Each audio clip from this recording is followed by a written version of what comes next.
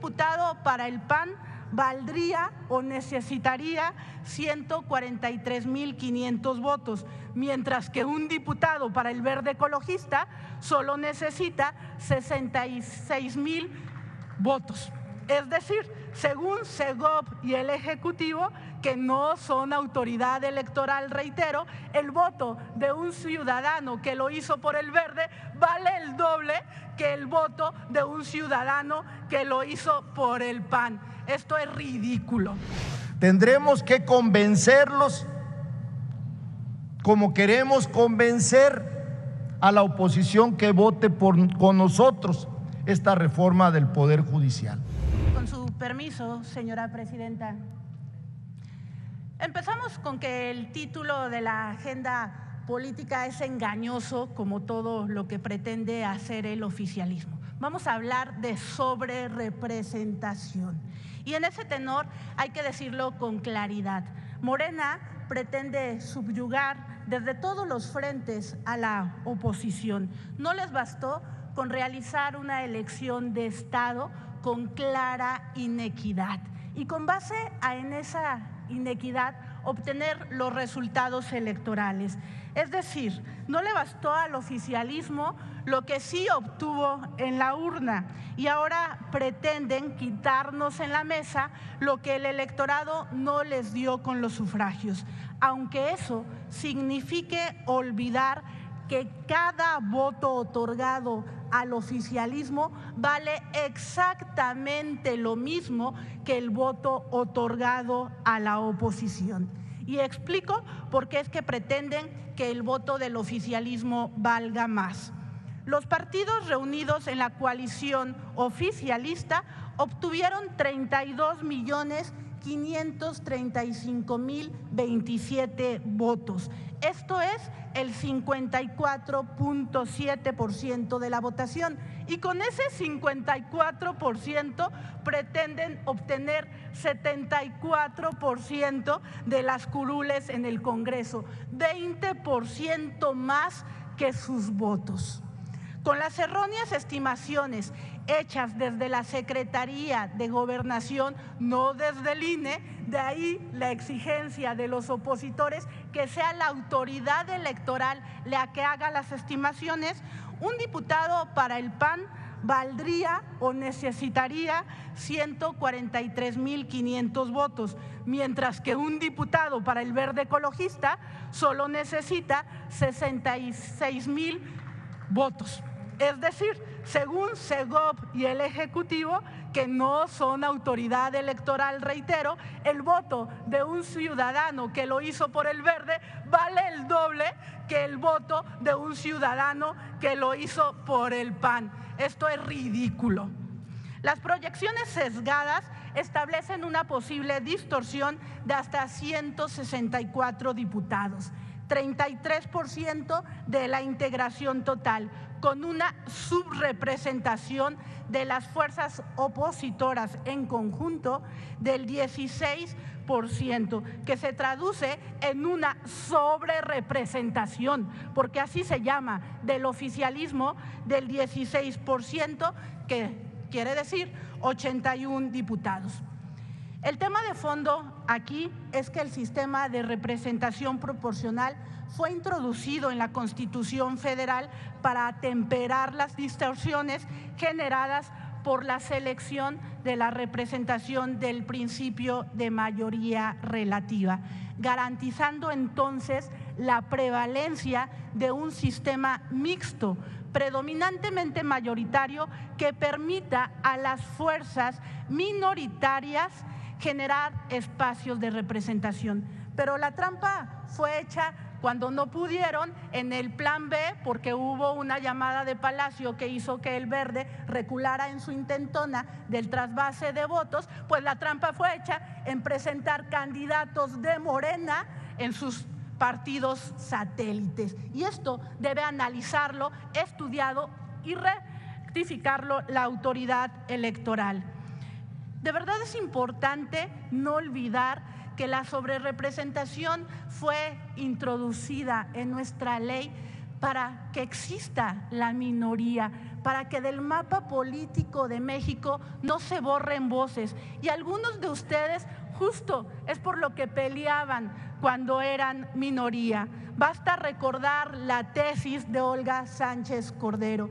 Y reitero, algunos de ustedes, porque muchos de los que ahora representan a Morena, al PT y al Verde Ecologista fueron parte del viejo régimen, ese que no se cansan de criticar, pero que insisten en copiar a la perfección o superar en cuanto a las prácticas totalitarias. Es cuanto, señora presidenta. Fíjense que yo escuché con mucho respeto y atención a Beatriz Paredes y a Nacho Loyola, incluso a Edna Díaz y al diputado de MC, y que no se queden al debate, me parece una profunda falta de respeto. Y lo quiero volver a decir, lo dije en la sesión pasada, pero en positivo. Mencioné a quienes sí se quedaron, como los que están y las que están ahorita. Y me interesaba mucho que la senadora Beatriz Paredes, a la que admiro y respeto, escuchara la respuesta a lo que ella planteó. Dice, ¿qué tipo de democracia esperamos en el siglo XXI? Y habló justo de lo que la reforma electoral que presentó el presidente de la República el año pasado trajo al Congreso de la Unión, y que ella y Nacho Loyola y otros votaron en contra. Y también Edna Díaz votó en contra. Y resulta que esa reforma, que era representación proporcional pura, hubiera dado otros números diferentes. Por ejemplo, el PRD en Michoacán hubiera tenido, tan solo en Michoacán, 2 diputados de esa lista que se presentó como una propuesta por estado.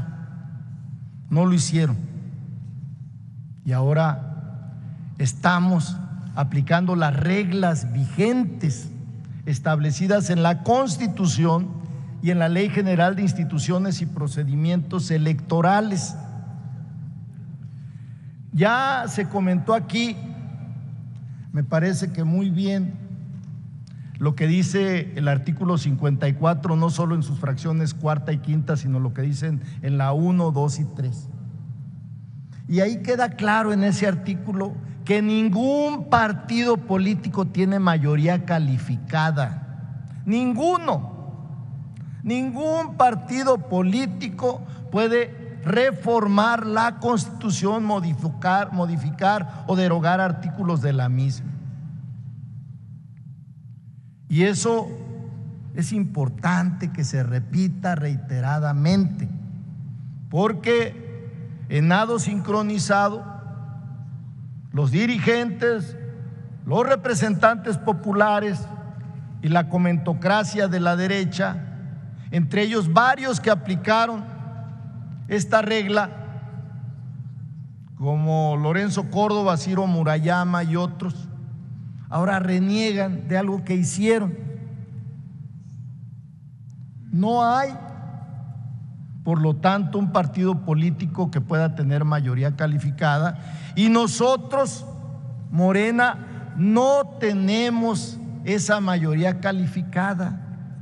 La hacemos con los partidos que quieran sumarse con nosotros en iniciativas que presentemos, o como la que presentó el presidente el 5 de febrero en relación a la reforma constitucional al Poder Judicial federal y local.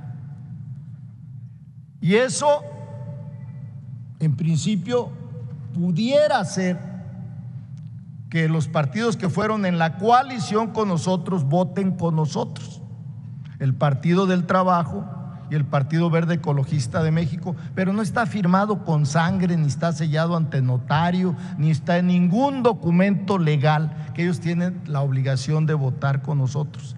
Tendremos que convencerlos como queremos convencer a la oposición que vote con nosotros esta reforma del Poder Judicial.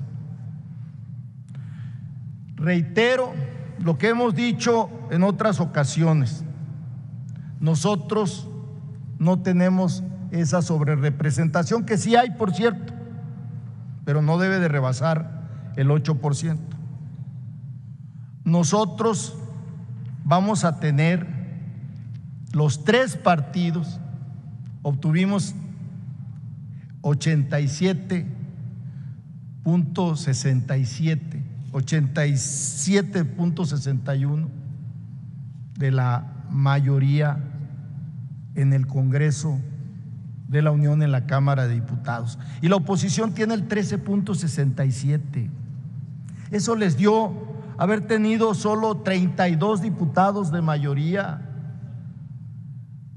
relativa al PRI 9, y Movimiento Ciudadano, que viene aquí, como dice Gerardo Fernández Noroña, Movimiento Paniaguado, viene a reclamar y solo ganaron un distrito. Entonces, no existe esa sobrerepresentación. El INE y el Tribunal Electoral del Poder Judicial de la Federación deben de actuar en los términos que establece la Constitución y la Ley General de Instituciones y Procedimientos Electorales, y darle a cada partido político los números de diputados que les corresponden, sin rebasar ningún partido político el 8%. Es cuanto, señor presidente, y me hubiera gustado mucho que estuvieran estos grandes legisladores de la oposición.